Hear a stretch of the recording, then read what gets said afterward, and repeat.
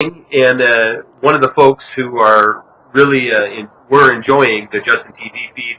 I tried to work some things out to get this rolling again. So right now we have about 13 people is all on Justin TV. We used to have, when we were running this, up to 100 people a night in there. If you're listening and would like to watch the program, you'll just be seeing me.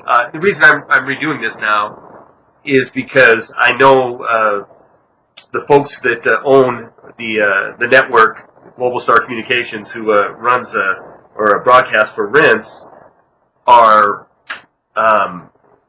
they're working on a situation where we will be able to do multiple broadcasts, where we'll have Skype and potentially have our guests on Skype being broadcast as well as on the regular radio feed. So I'm trying to get this thing worked back out to where you can have the option of watching on Skype, or you can have the option of listening on Rinse. Either way, we are up and running now. So if you want to join the folks on at the chat room, WideAwakeNews.com, second tab. Hold on 1 second here. Hopefully my audio just got better for those of you listening. This was the issue I ran into last time. It jumped the feed between the professional grade microphone I have in front of me and the webcam microphone, which is not professional grade. So hopefully that's up and fixed now, and I will try to be just a tad bit more professional from this way on out. All right, thank you very much, Gary. I appreciate you coming on, doing hour number one, and I was in the middle of running folks to an airport, so I think we had Sterling Allen on again. I'll have to listen to the rebroadcast and see how that was. I know it was a continuation of his program last week. And coming up now, I'm really happy to announce, Karen Tostado again, just doing great things for the program, has lined up Mark Passio for our guest tonight. Now, this is the first time. I don't think it's the first time Mark and I have been on a program together. I think we might have done some United We Strike stuff. He'll refresh my memory here in a minute. But just since it's the first time he's on the program, we're going to spend the first maybe couple segments getting the background of Mark. What is his, I guess, this is air quotes now, claim to fame. And in a brief nutshell, Mark is kind of like me. He was brought up Catholic, became disillusioned with the Catholic Church, and then this is probably where we parted ways, Mark, but he got involved, I believe it was the Church of Satan, saw his the error of those ways, got out of it, and is now doing everything he can to expose not only, use his life as a testimonial, but trying to expose some of the obvious symbolism that we see in the mainstream now and the occult. So without further ado, let's go ahead and bring on Mark Passio. Mark, thank you very much for joining us tonight. And I will say real quick, I'm going to put the link to your website, What on Earth is Happening. At least I think it's your website. It's on the title of it is What on Earth is Happening, but in the welcome letter, it's hello and welcome to the official website of Mark Passio. So I'm assuming you control all the content that goes in here. Welcome to the program, Mark. Charlie, it's great to be here. Thanks so much for having me on your show. And yes, that is my main site, whatonearthishappening.com. And yeah, I am the webmaster of that site. I do put all the content that appears on that site up there. Very good. And I was just perusing through it, and I want to get into some of the topics that are that you have up there. But sure. I want to do it later. I kind of want to give the audience, at least the audience that may not have heard from you before, a little bit of a background on who Mark Passio is. So we have about 5-6 minutes before the break. So let's get into it. Who is Mark Passio? And I gave the brief summary. You came up Catholic, and then you were disillusioned. So you went a different path. So why don't you give us that story? Yeah, I think your setup was right on point, and basically tells the story. I grew up in a family that basically didn't really question things, and just it was this is what you're supposed to do, and you don't really ask too many questions about that or ask why. You just go along to get along, and it was a traditional South Philadelphia Italian Catholic upbringing, and I bought into that for a time during my youth, and at the point where I really began to start questioning things and questioning religion specifically, and realizing that I wasn't being told the truth about many different aspects of life, but religion at the forefront, that that kind of skepticism really turned not in a positive direction as it could have gone. It went in a very different direction than that and turned into a lot of anger and outright hatred. And I sought out the exact polar opposite, the antithesis of organized religion, in the form of trying to find the thing that had all of the trappings of the negative and the opposition to that form of religion. And I discovered Satanism. I discovered Satanism through the works and the writings of Anton LaVey. This is what I would consider organized ideological Satanism.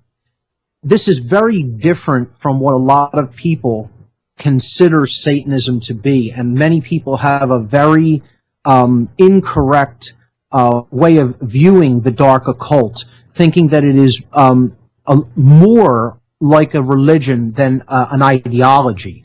It's really a way of living in the world more than anything else. You could definitely call it a religion because there are aspects of it that stem from ancient religions, no question of that.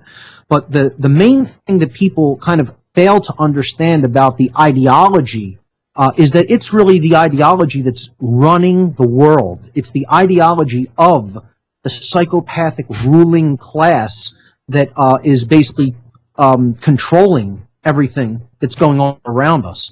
When people talk about Satanism, it conjures connotations in their mind that are often not accurate regarding what this ideology is about. So I'd like to talk a little bit about some of the tenets of what Satanism really entails, because when you understand that, you'll understand how ingrained, how entrenched this ideology is in everyday life, in the entire culture that we're a part of. And many people do not even know that they themselves are actually subscribers and adherents to this ideology. Please do. Sure. Well, I would say that there are four major tenets of the satanic ideology. And you'll notice that I call it an ideology, not a philosophy. I make the very distinct separation between a simple ideology, which is a collection of ideas, and a philosophy. A true philosophy is based in wisdom and truth. So I don't call Satanism a philosophy. It's an ideological way of approaching being in the world, and it's one that is based in extreme imbalance within the psyche. So the tenets of Satanism are, the first and foremost tenet is self-preservation being the highest aspiration.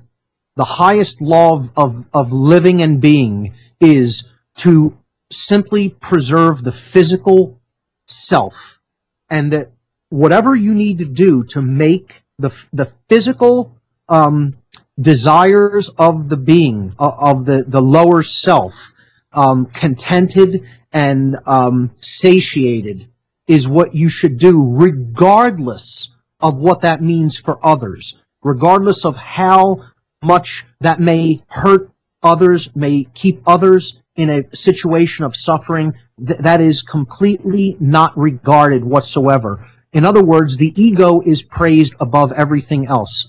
The pure physical selfish needs of the physical being are held tantamount to every other consideration in life, and the spiritual aspects of the being are basically not looked at hardly at all, and they're not considered as important or anywhere near as important as simply the physical aspects of being.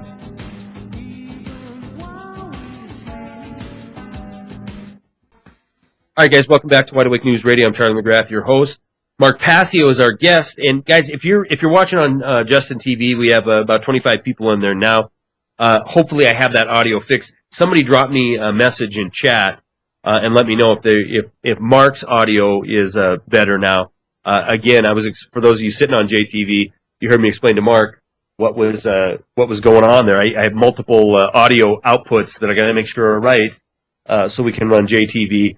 and broadcast to the rinse feed and record for YouTube later on. But hopefully all that's set up and we're running right now. Mark Passio, you were talking about, before we got cut off by the break, you were talking about the tenets of Satanism and how it's not spiritual, it's all physical, it's all about the now. And why don't you, I think I was cut off before anybody heard it, but I said, you could really take a snapshot of that last few statements you made and put it over, society in general now. It's all about the now. It's all about, and we see this even in, I've talked about it on the program, even in politics it seems innocuous, where we're going to pretend that everything's okay because we have this very, very short-term solution. We're never going to look past the horizon. We're never going to look past, the next quarter, maybe the next 6 months. And, we're going to not worry about what's coming down the road. We're going to worry about the here and the now. It certainly seems to be the way society's trained. It's a me society, and it's being led further and further down this dark path, this left-hand path, that's ultimately going to lead to enslavement and destruction if we don't turn it around in short order. And that's not fear-mongering. That's just, based on laws of nature. And we're going to reap those rewards, quote-unquote, or reap those consequences if we don't really wise up as a species. Satanism is all about just basically elevating the ego to the level of godhood and really attempting to have dominion over other people. Not dominion over oneself, not, self-control. It's about controlling others. If you can get an edge up on them through knowledge or through an understanding of how the psyche works, you use that to your benefit and to the other person's detriment because, hey, it's a dog-eat-dog world in this mindset, this satanic mindset. And whatever you can do to basically again, win out. For there to be winners in this mindset, there have to be losers. So you want to end up being that winner and make everybody else the loser. It's all about conquering. It's all about winning. It's not about cooperation. It's all about competition driven to the highest extreme, the most dangerous extreme, because that's when society becomes chaotic, when everybody is constantly in strife against everyone else. And that's what the word Satan comes from, the concept of opposition and the concept of polarities meeting and creating tension. That's what the word Satan actually means from its original derivation. It means opposer, opposition, adversarial. That's what the word Satan means. So to continue a little bit with the main tenets, let me jump in real quick because sure. Winning, I'm writing down as you're talking here, dog eat dog, winning, competition that isn't fair, I put in notation there, sure. Crisis, this is it, this is what we live in. I mean, everything you're describing here, this, it isn't the days we're going to put any thought into society or into freedom or into self-guidance or self-governance. It's all going to be about winning, getting the most, competition, crisis over and over again. And, so... There's a reason for this, because Satanists are ultimately in control of all of the institutions of our culture. They're at the highest levels of government, finance, education, military, police, all of it. They're the ones who are actually controlling it. I would say it's not just Satanists, it's other dark occultists, but the satanic ideology is what is ultimately governing these institutions. Whether even the people would make the claim of being a Satanist or not, they are satanic in their ideology. Satanism is an ideology with specific tenets. And if you are an adherent to those tenets, by all definitions, you are a Satanist. So even if you would not make that claim, of your own accord. Right. Yes. You could be a dupe. You could be a patsy, and it really, like it or not, believe in it or not. I mean, right. I put out a video this afternoon, and I started the video with, there's a great line from a movie, The Greatest Trick the Devil Ever Pulled, was convincing the world he didn't exist. That's right. And so, you could be immersed in this culture, and in fact, be a Satanist from your point of view, correct? And that is because this ideology is largely occulted from people's perceptions. This type of an ideology is very rarely discussed specifically as an ideology. Some people will look at Satanism as a religion and believe that it has, you know, attributes and characteristics that it really doesn't have when you really get into the institutions of dark occultism and you take a look at what their actual ideological tenets are. It doesn't resemble what people generally in popular culture and popular fiction like Hollywood portray as quote-unquote satanic. It's actually something that is quite different. It is selfishness taken to the highest expression. It is not caring about anybody else but yourself. Again, it's this me ideology that you're living 24 hours a day, 7 days a week. And that first tenet being self-preservation, constantly in survival mode, always looking to edge the other person out, regardless of what suffering that may bring them or what it may mean for them. The suffering of other people is not considered at all. It's all about just what you can get, and that's it. Well, you just described the United States of America 2012, and a lot of people make the argument it's been a long time coming, and they would be correct. All right, we're going to be back with Mark Passio, more Wide Awake News Radio. 3.5 minutes, guys. Hang tight. And if you're on Justin TV, you'll be hearing Mark and I continue the conversation during the break. All right, guys. Welcome back to Wide Awake News Radio. The 27th of August, Mark Passio is our guest, and an interesting conversation we were having during the break. Those of you on Justin TV were able to listen in on that. And there's only 2 segments left. There's no way we're going to get all that we can possibly learn from Mark into that 2 segments, so we're definitely going to have him back in. Mark, please finish the tenets, and then let's get into a little bit of what we were talking about during the break. Sure.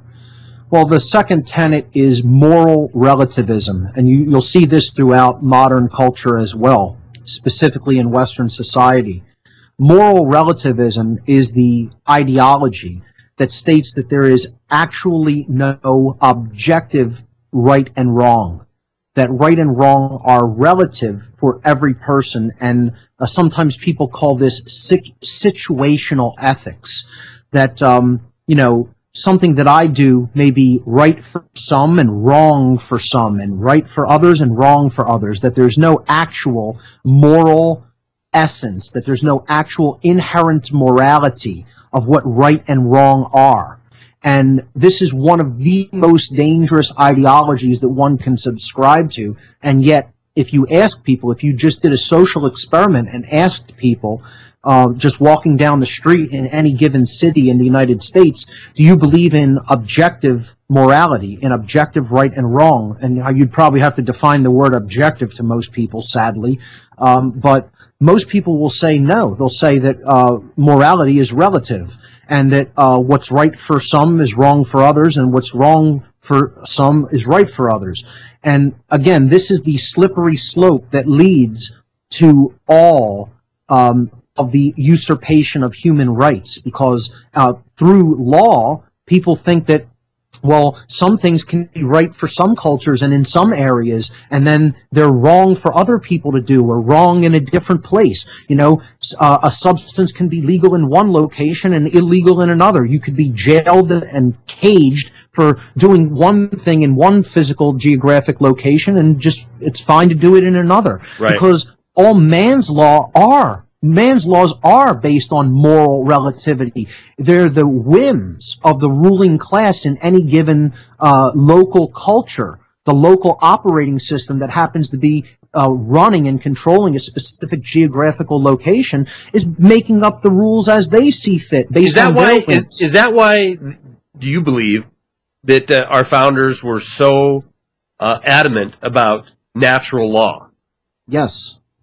They were simple deists. They didn't have a specific ideology about what they considered God in a religious connotation. They simply understood that God, in their mind, was the expression of the natural universe. Okay, the expression of creation, the underlying intelligence that is beneath everything, the entire universal field of consciousness. And that governing dynamic is arranged according to higher laws laws are in operation that actually govern the conduct of human behavior.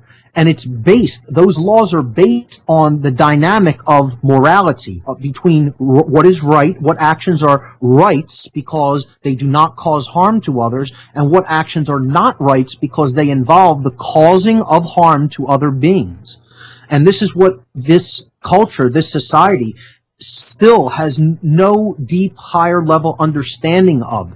The objective, inherent knowledge of right action versus wrong action. Sadly, that is the case with our culture, and that's why we're going deeper and deeper into a prison-based society, specifically because this ideology of moral relativism has been so entrenched and has taken such a hold over people's minds. It's a delusion. There is definitively objective difference between right and wrong that is not based on man's perception of it, that is not based on our likes, our dislikes, our preferences, or our whims.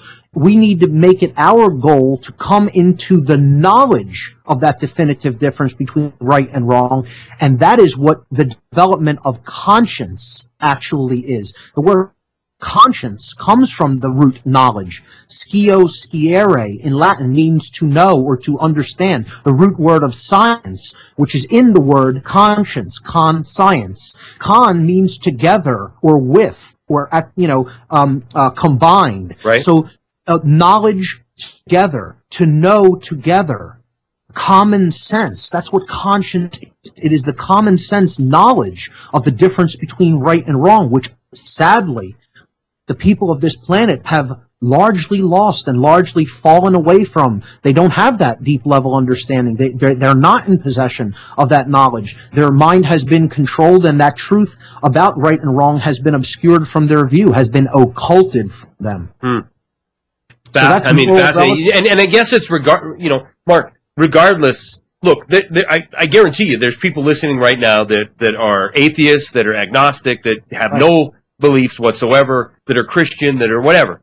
And so, but regardless of where you stand, right? Regardless of where you stand with your theology, your ideology, whatever, all you really need to do, I mean, regardless if you think if Mark's right or wrong or whatever, is take a snapshot of the world today and compare it to these tenets Mark is breaking down for us. This is somebody, as he'll tell us in the next break, that was named a priest in this Church of Satan. And so the tenets that they hold certainly mirror where society's at today, Mark, without a doubt. Absolutely. You're absolutely correct.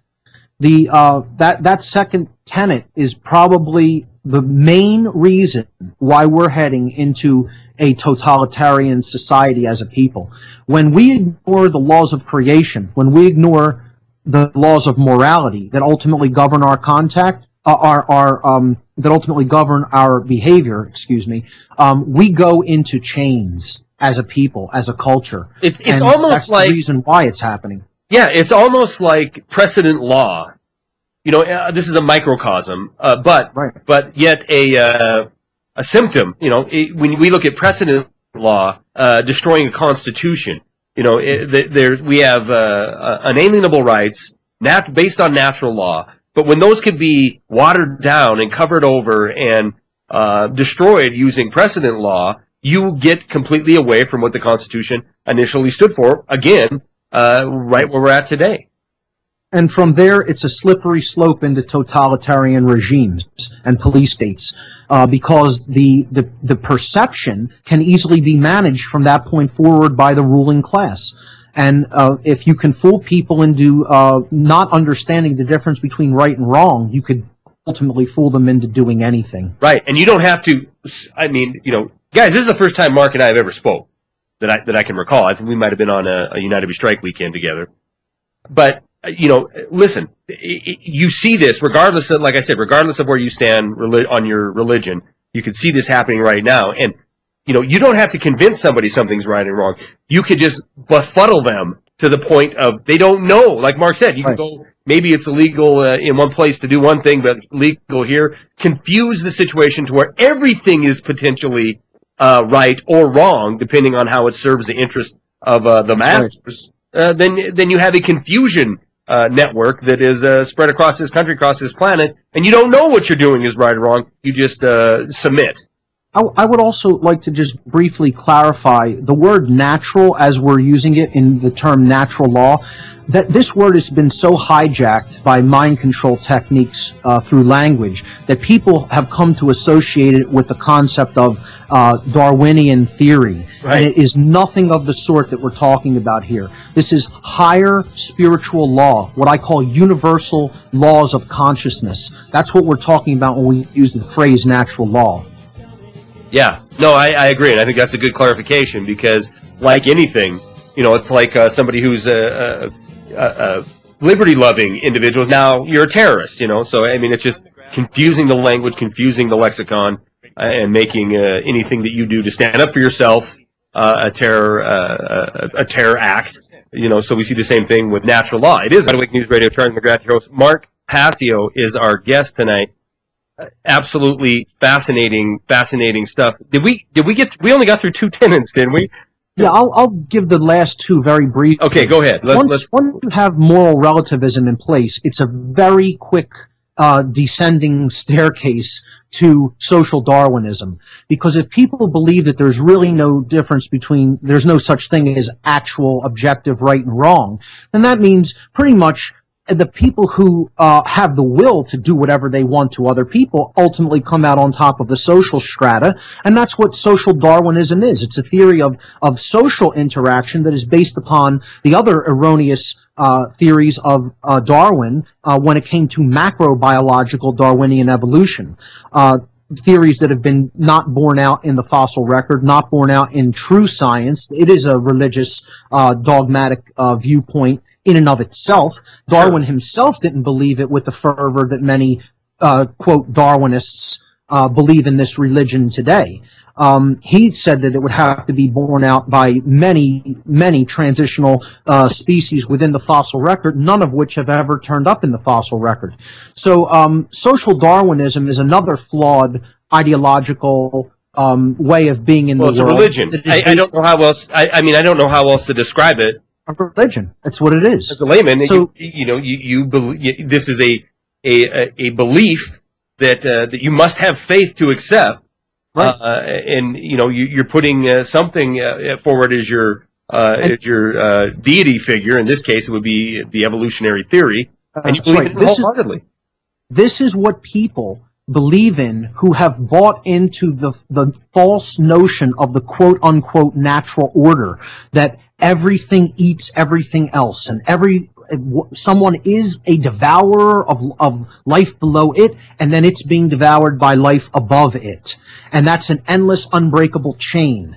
And this is not the natural order. This is the product in a diseased psyche of the belief in social Darwinism, reflected in one's view of the cosmos, one's view of the actual world of nature that exists all around them. That is not the true natural order. That is a false perception of the natural order based on a completely out of balance psyche that and one who has accepted as a religion social Darwinism or moral relativism. And it's based on moral relativism. All right, what's number 3? I don't mean to push you, sure, but I'm pushing you.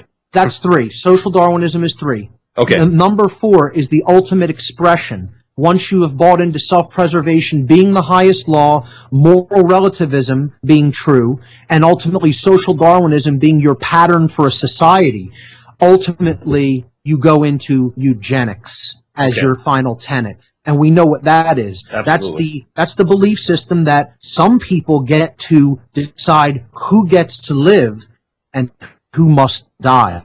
That's what eugenics ultimately is. You're now going to control all life. You're going to decide, if you're useful to my agenda, I'll let you live. And if you're not, I'm going to find ways of killing you off and doing away with you from my world, because I'm in control, and that means I get to decide who lives and who dies like a god. And that's ultimately the religion of the ruling elite, of the psychopathic ruling class, the so-called elite. They're not the elite of anything. They're only the elites in their own mind. But those four tenets comprise their religion, if you want to call it that. It's an ideological way of being in the world, but for all intents and purposes, you could call it a religion. All right. And give me the four tenets, in case Sure. people are wanting to write this down to research it for themselves. Go ahead. Give them one to four again. Self-preservation as the ultimate objective, or the ultimate aspiration. Got it. Okay, that's number one. Moral relativism is number two. Social Darwinism is number three. And eugenics is number four. All right. Now, honestly, Mark, we can take the last one, 4, and spin 3 shows on it, but let's not. Let's we've self-preservation is the ultimate goal. Moral relativism, social Darwinism, and eugenics.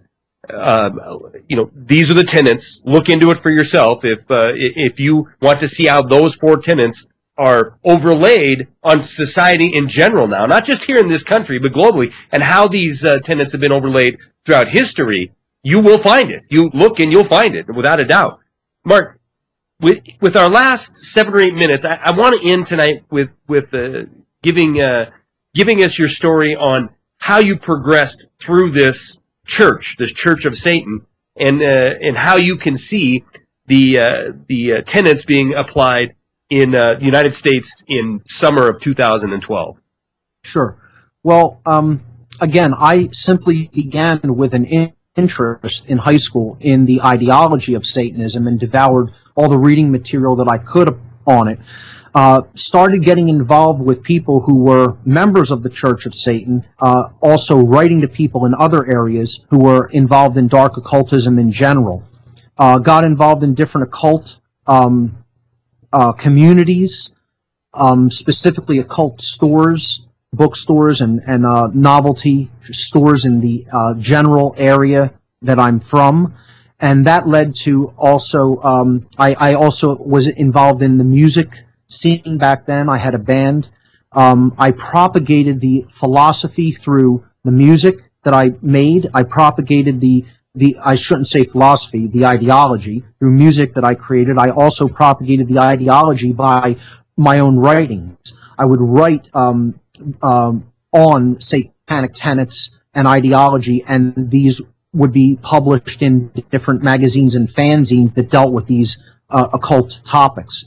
This alerted the membership of the Church of Satan to what I was doing, and I actually received kind of a recruitment from them. I did join the organization, but did not really pursue active membership. They saw skills in me and appointed me as one of their priests in this organization when I was in my early 20s. And that came as like a welcome surprise to me back then, because I didn't really know that they were really watching what I was doing. And I guess they saw that I had communication skills and wanted to groom those skills. So I started actually then attending some meetings and rituals of higher level organizations or groups that were working with the Church of Satan and other satanic institutions, such as the Temple of Set and others. And basically, upon meeting with these individuals, I recognized that there were people there.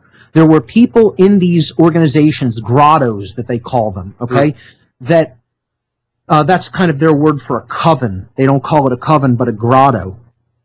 At the grotto meetings, there would be people that were involved in every single institutional walk of life. You name it. People at high-level positions of power were often in high-level positions within these satanic hierarchical institutions.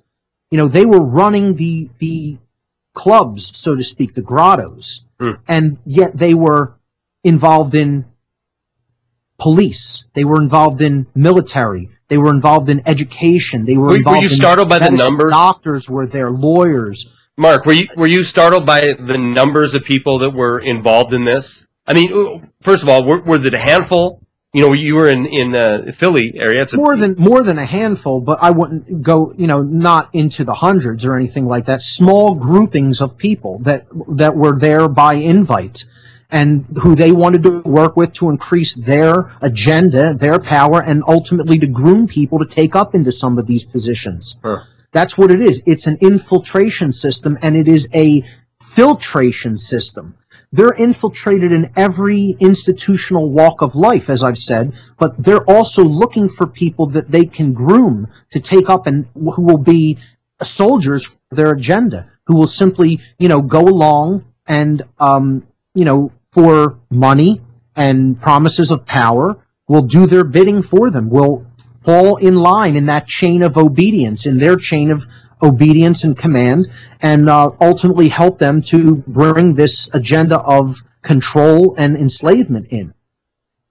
So they're looking to groom people at bring people up from a level of interaction with the public, and they put them through a psychological filtration system. The things that you would have to answer, just documents to give them a psychological workup on you, a profile. You can actually see them. They're up on my website in my podcast section on the shows that I did on Satanism and Dark Luciferianism.